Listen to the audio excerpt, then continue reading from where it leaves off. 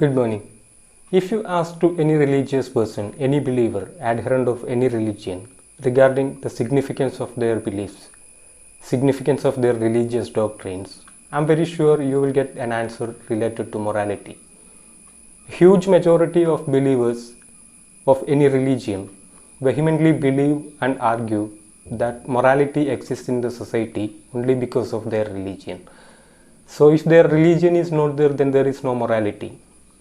The society will be fully anarchic in nature. That is what their argument is. And what I have seen is often they use this argument as a tool against freethinkers too. Because freethinkers do not follow any religion, any particular religion. So they can drink, they can smoke, they can have sex with whomever they want. Because they are not supposed to follow any kind of moral doctrines since they are not following any religion. That is what their argument is. So they try to portray freethinkers as a group of people who live a beastly life. That is what I have seen in past years. So in this episode, I am just trying to analyze different aspects of this argument, whether this argument is a valid one or not. I am trying to answer to few questions. Firstly, is there any connection between religion and morality? Secondly, are religions really moral in nature? Thirdly, do religions play any role in preserving morality in the society? That is what I am trying to check, and I'll share my thoughts with you. Will do.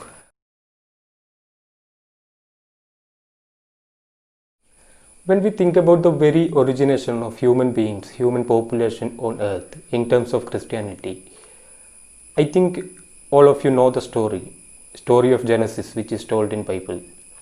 I'll repeat once again. Story is very simple. In the very beginning, God had created a man named Adam, and later he had found Adam had been lonely. So he had taken out a rib from Adam's body and formed it into a lady and named Eve.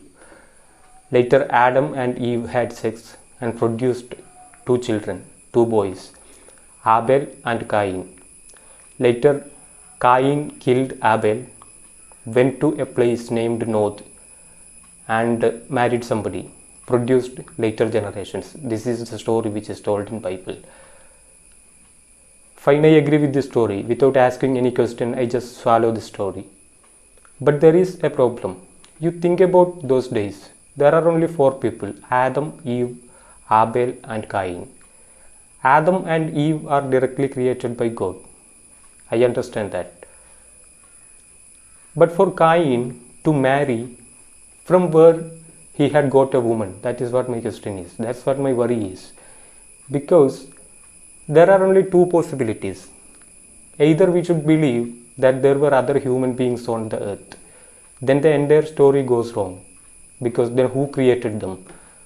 Is there somebody capable of creating human beings besides God? The entire story goes wrong. Otherwise, the only possibility is incest. It means sex between siblings. Because anybody on earth on those days are produced from Adam and Eve. So they are siblings, isn't it? They are siblings. So the later generations were produced through incest. That is the only one possibility before us. Fine, I agree, I understand that there is a microscopic minority of people who involve in incest, sex with mother or sex with siblings. And I do not want to punish them severely as a freethinker. Because whenever two matured people want to have sex with mutual consent and without disturbing a third person, that is none of our business. We do not have any right to curb their freedom or to curse them. It is not good. That's what I think as a freethinker. But what according to Catholic Church? That is what the question is. What do the Catholic Church says about incest these days? Do they allow incest? Forget about incest. What about adultery, fornication? See, the Gospel according to Matthew 5:27-28 clearly tells, if you look at a woman with lust, you already had committed sin in your heart. That's what told in the Gospel according to Matthew 5:27, 28. This is the moral stance of Catholic Church these days. Forget about adultery and fornication. What about masturbation? You know what? Masturbation is a serious sin according to the Catechism of Catholic Church. So if you do masturbate, you should go to church, meet a priest, go under confession, and you are not expected to do it once again. This is what the moral stance of Catholic Church these days. This is what taught in Sunday schools around the globe. Now you think about this contradiction. In the very beginning, God allowed our ancestors to do incest, sex with siblings. These days, the same God doesn't allow us even to masturbate. Isn't it a contradiction? I feel it as a contradiction. And you know what? This is actually an irony in the story of morality of Catholic Church. That's why I feel the morality of Catholic Church is pseudo-morality. It is fake. What do you say? Now we'll do one thing. We'll check the so-called morality of Islam.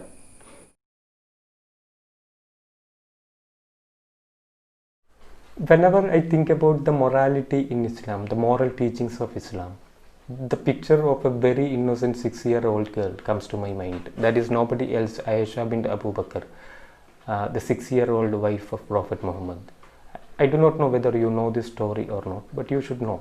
Prophet Muhammad had married a 6-year-old girl and he was 53 years old then. This is the morality of Islam. See, Prophet Muhammad is, the most ideal role model for the entire Muslim population in the world. This is what he had done. And it is very clearly told in a hadith text, Sahih al-Bukhari, which is considered to be very genuine, that nobody can deny. Hadith number 5130. It is reported by Aisha herself. She was 6 years old. Prophet Muhammad was 53 years old. And it is also told they started a sexual life, a married life, after 3 years, at the age of 9. When she was 9, the marriage was consummated.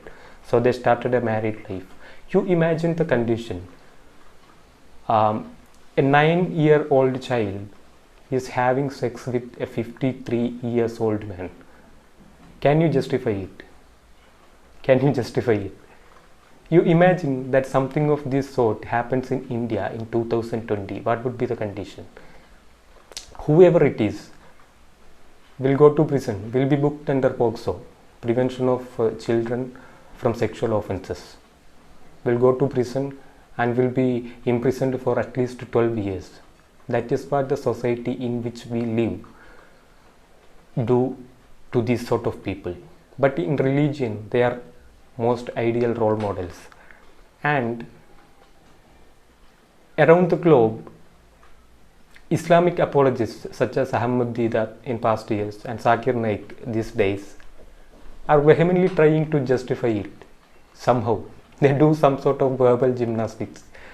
Okay, they can't do it, they can just try for it because it is clearly written in a hadith text which is which nobody can deny. But still they make some sham arguments. I know some believers will come to my comment box and will put those messages, will make those arguments. So I'll do one thing. Before they ask the question, I'll answer to them. Before they make the statement, before they make the argument, I'll refute them. That is what I'm trying to do. Okay.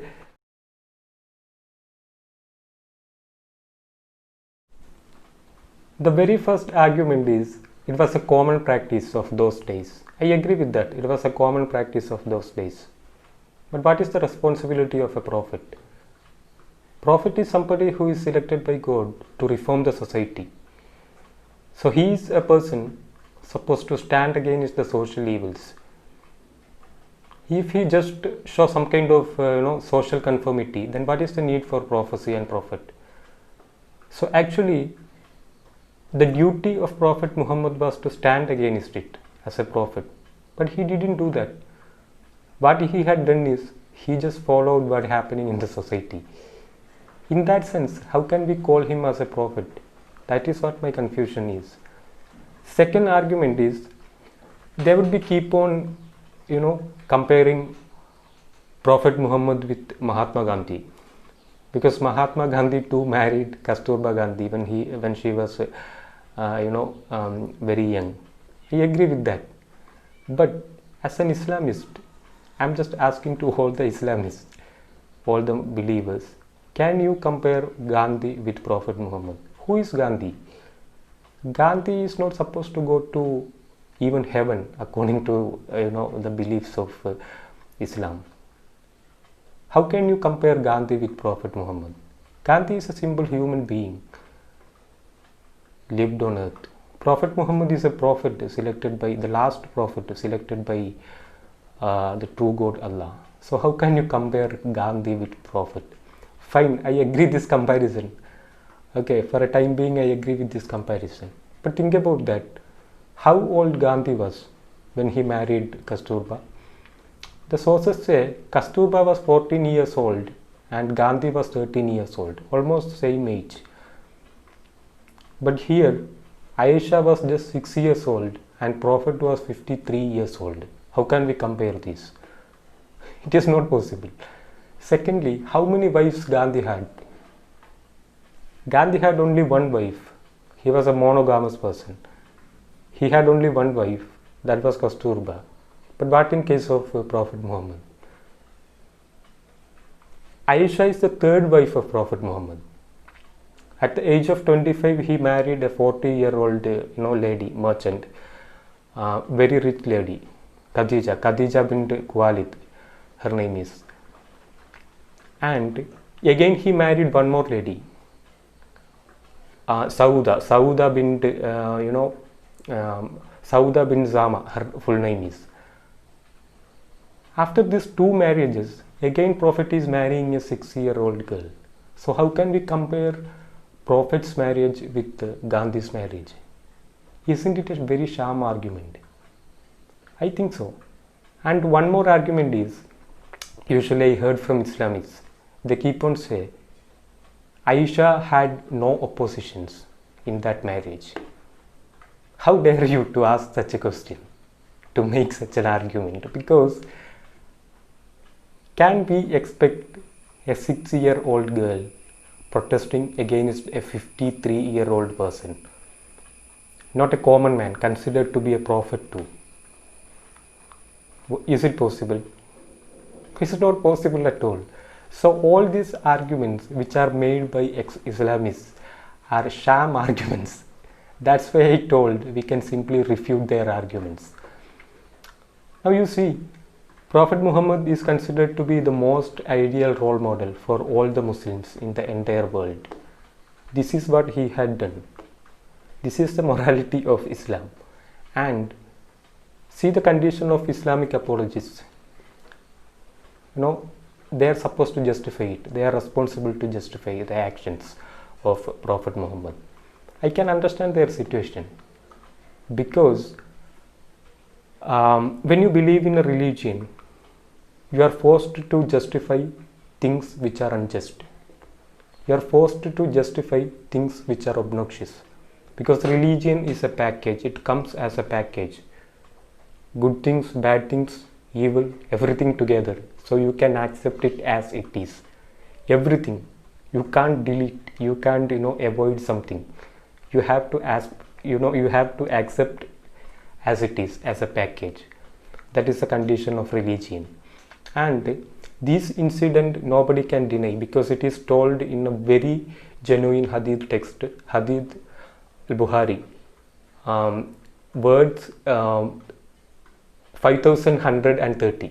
It is very clearly told that nobody can deny, because Sahih al-Bukhari is considered to be a very genuine text, very genuine hadith text. So no Islamist in the entire world can deny it. So this is the morality of Islam.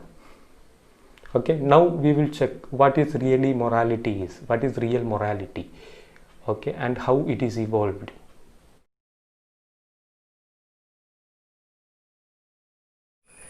If you want to understand the real meaning of morality, you should search in evolutionary texts which explains about the socio-cultural evolution of human beings, not in religious texts. Religious texts keep on speak about pseudo morality or fake morality, which is not needed in this modern society. Morality is something which is evolved through tens of thousands of years in human evolution, biological evolution through natural selection. And in a simple way, we can say morality is a way in which we behave with another human being in the society. So morality is important only when you live a social life. Imagine that you go to an island and live a very lonely life, nobody else. There is no need to be moral, no need for morality, because there is nobody else to behave with, isn't it? So morality is something which is evolved through tens of thousands of years in human evolution. So we can't confine morality simply to some religious texts. It is not something like God appeared one day and told, okay, tomorrow onwards you people have something to follow called morality. So we human beings started to follow it. It is a ridiculous argument. I'll tell you one example. Suppose if you meet a person, you make a smile on him or her. You give a smile to him or her, and you expect a smile from the same person. This is what we usually do. And what is the evolutionary background? What is the historical background of this particular behavior? It is very simple. In evolution, when you make a smile to a person, you are indirectly saying to that person, him or her, that your existence is not a threat to his or her existence. And when you get the smile back, you indirectly ensure that his or her existence is not a threat to your existence. We can understand that, because if you do not get smile back from the person, then you will be worrying. Then you have the responsibility to find out the reason. Sometimes you can't even sleep on that particular day. You may be thinking, what would be the reason why that person is not smiling to me? You will try to find out the answer, isn't it? This is because of morality is something which is evolved through evolution. We can simply understand that. It is not because it is told in religious texts that when you meet a person you smile on him and expect a smile back. It is not like that. I'll tell you one more example. We human beings do not have sex with our parents, as I told earlier. Incest is an exceptional case. We do not do it. What is the reason for that? Is it because it is told it is prohibited in religious texts? No, it is not because of that. Reason I'll tell you. If you compare the status of development, physical as well as mental status of development of babies of different animals, you will come to know one thing. Human babies are the most underdeveloped ones during their birth. A crocodile baby, soon after the birth, it will swim with its mother. Or an antelope calf. Think about an antelope calf. Soon after the birth, it will run with mother. In case of greater apes, bonobos, orangutans, chimpanzees or gorillas, their babies know how to sit properly on the back of their mothers. But in case of human beings, we are completely helpless during the time of our birth. So what happens is, we need years of training and take care from the side of parents, not only mother but also from the side of father too, in case of human beings. So through these years, we develop a very warm relationship with our parents. That is what play or forbid us from thinking about a sexual contact with the same person in the future years. It is not possible in case of human beings, because that warm relationship actually plays as a restriction before us. So we can't look on our parents with sexual desire. It is not possible. But it is possible in case of other animals. As I told you earlier, you take the same example, cats or dogs, when they get sexual maturity, they will mate with their parents too, because it doesn't matter. They do not have such a relationship with their parents. With the birth, parents' duty is almost over in case of 90% of the animals. Only few mammals follow this kind of take care, isn't it? This is the real reason of morality in evolutionary history. So if you want to understand properly the meaning of morality, you should search in evolutionary textbooks which speaks about socio-cultural evolution of human beings, not in religious texts. I'll tell you one more example. It is not precisely prohibited in religious texts that you should not have sex with parents. It is not precisely told in Quran or Gita or Bible, whichever it is. Still, we do not follow sexual contact with our parents, isn't it? But it is precisely told in Quran, Bible or any other religious text that you should not conduct adultery or fornication. But still, if you take a statistics of those people who conduct adultery or fornication, you will understand one thing. Most of these people, or a large majority of these people, are believers. Even though it is told in religious texts, they do not follow it. But in case of incest, even though it is not told in religious texts, we follow it. Do you understand the contradiction? What is the reason for this? Reason is very simple. In case of incest, it is something which is prohibited through biological evolution. The reason is biological. In case of the second one, fornication or adultery, it is not prohibited by biological evolutions. It is prohibited by religions only. That's why we do not follow it. Now, I'm not speaking that you can have sex with anybody else. I don't want to advise you in that way. What is the reason for that? Suppose you go to a friend's house and meet his or her sibling who is very attractive, sexually attractive. Now you get some sort of sexual desire on that person. You can't say that I will not get sexual desire, because sexual desire is not something which happens according to your will. It happens unwillingly. What is the responsibility of us as human beings? What we do is, when we get sexual desire, we understand, we analyze the situation, we analyze the condition. Then we understand, okay, it is not preferable with this person. It is better to avoid because he or she is very close to me. So it's not good. So we avoid it. This is purely a biological process, not it is because it is told by religions. This is what I want to say in this aspect. So finally what I want to say is, morality is existing in the society not because it is introduced by religions. In fact, religions never introduced any kind of morality. They were hijacking moral concepts which were existing in the society and started to claim that it is something which is newly introduced by them. That is what happened in history. Now we'll do one thing. We'll check what is the consequences of pseudo-moral concepts of religions in society. Do you think that when religions comes forward with certain pseudo-moral concepts, it is harmless to the society? No, it is really harmful. Now we'll check about that.